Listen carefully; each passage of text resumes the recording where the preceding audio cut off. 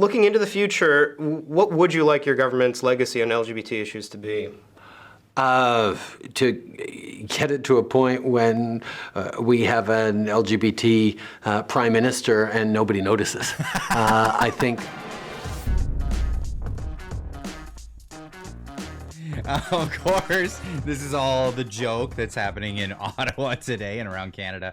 Breaking, according to Hansard, it says Alex Zoltan on Twitter, who will be in the live stream, by the way, tonight. So tune in this evening. It's going to be a good live stream. So make sure you have the notification bell rung and subscribe to the channel. But anyway, we now know the homophobic remark made in the House of Commons yesterday in response to Trudeau saying he was in New York to engage with world leaders on climate change. An honorable member asked, does he engage with him in the bathtub?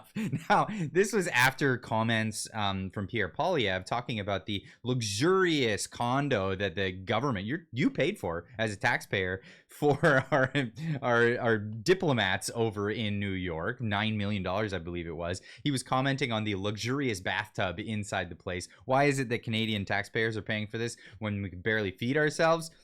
Well, that was the question, and then it led to this.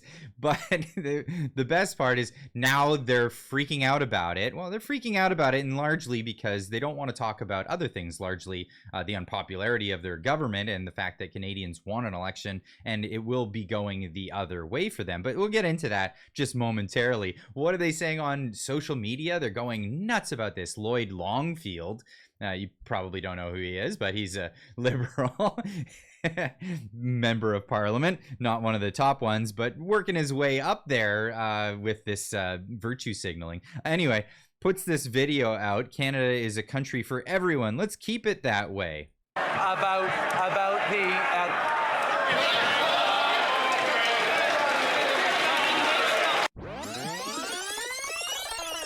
the Right Honourable Prime Minister from the top.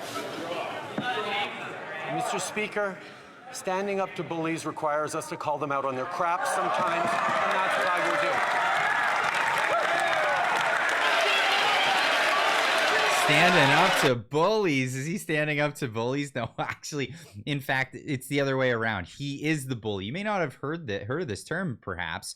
It's cry bully, and this is actually part of the English language now. It has been adopted fully. Here it is on the Oxford Dictionary.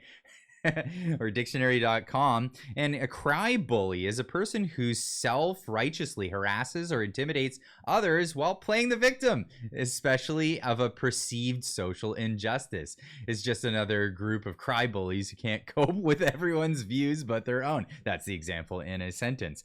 That might as well be written about the Liberal government right now, because this is where they're at, and they're adding it full on to every aspect of parliamentary life. It's just so hard for them. Here we got another MP talking about just how hard it is to be a parliamentarian these days. They're taking the strategy from the movie Mean Girls, and this is what we face every day.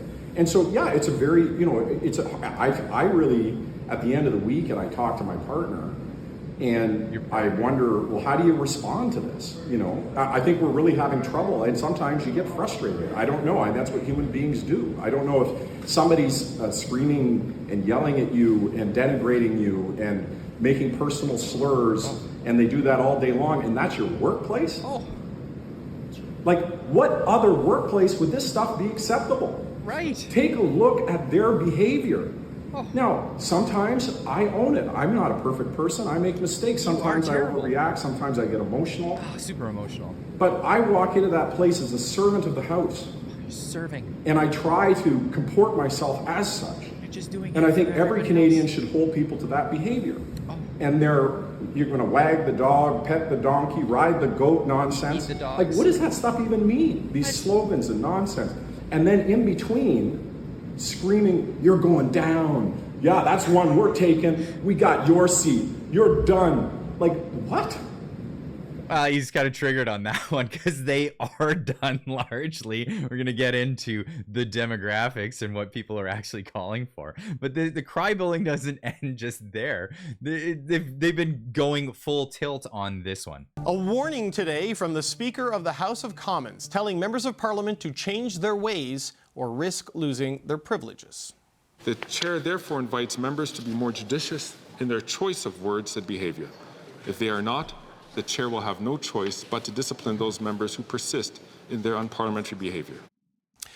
This warning was related to that tense moment between the Conservative and NDP leaders last week. Fergus said Jagmeet Singh did apologize for his actions, but Pierre Poilievre did not, which cost the Conservative leader today in question period.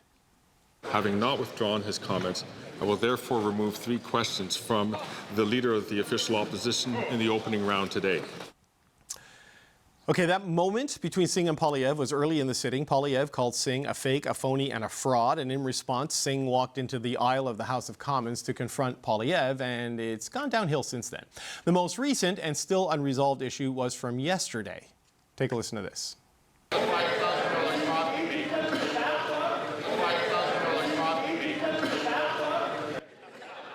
Did you engage each other in the bathtub? That's the comment that tipped an already rowdy question period to an all-out yelling match. The Prime Minister accused the Conservatives of making a homophobic slur, leading to this in the House today. I've seen a lot of degrading elements in the history of my time here, but I've never seen anything as ugly as what happened yesterday. We saw a disgusting display of homophobia. I just want to remind members to please be careful. We are seeing aspersions and quite frankly lies coming from the other side. I think that it's time for members to please be judicious, to please think twice before they speak. There is actually video evidence now of the member from Sherwood Park Fort, Saskatchewan. Becoming a different debate. This is becoming a different debate. What is extreme cowardice from that side of the House that can't admit. So this is starting to snowball more and more. And it didn't stop there. The Conservative MP, Garnet Jennis, who is accused of that homophobic slur, stood up in the House this afternoon and tried to explain himself. Does he engage with them in the bathtub? The point of that comment is to illustrate that, of course, meetings don't take place in a bathtub. A luxurious bathtub has nothing to do with meetings. The Prime Minister's answer had nothing to do with the questions, but it had nothing to do with sex. I wasn't thinking about sex at all. Of course, that's how it goes. So anytime something is said, and I mean, obviously, it's just funny. Rub-a-dub-dub, you talking about, diplomatic stuff in the tub. Obviously, it had nothing to do with that, but they want to go in that direction. They want it to go in that direction because they don't want to talk about what Canadians actually want in Canada. And what do Canadians actually want? Well, they want an election, but the Liberals will tell you that that's not what they want. That's not what Canadians want at all. Here's Karina Gould telling Canadians exactly what they want. I don't think Canadians want an election. What they want to see is politicians, legislatures working together and working for Canadians. And we saw that 3 parties in the House can do that. There's only one party that can't. It's the Conservatives, and it's because it is all about their own personal political ambition, and it is not about Canadians. We talk about personal political ambition. We've got 3 parties who were voted in as minorities coming together in a very anti-democratic fashion to thwart an election where the Canadian people are clearly looking in one direction where they want to go, and it's towards an election. The Canadians, poll after poll after poll, say Canadians want an election. We would like to not have to wait for 1 more year to get rid of this government. More polls showing that the Canadian people are putting, especially the Liberals, in 4th place when it comes to this. So yeah, if you're wondering why everybody's talking about homophobic comments in Parliament, it's because they rather talk about that because they can pontificate, they can cry bully, and they can do this just to stay out of what's coming.